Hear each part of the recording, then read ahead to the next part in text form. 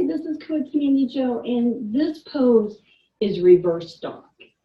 So we're going to get into tabletop, where you're on your hands and your knees, and we're going to turn your hands outwardly, rotate them, so that your middle fingers are facing your knees.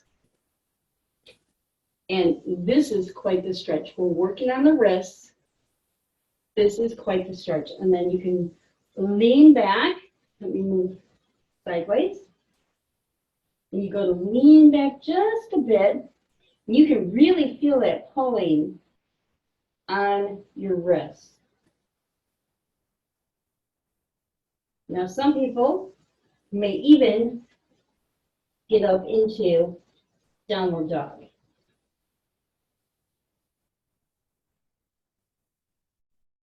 But you can get just as good of a stretch. Staying down on the knees. Don't forget, if the knees hurt, put a blanket, put a pillow, and it'll be much easier. This is reverse dog.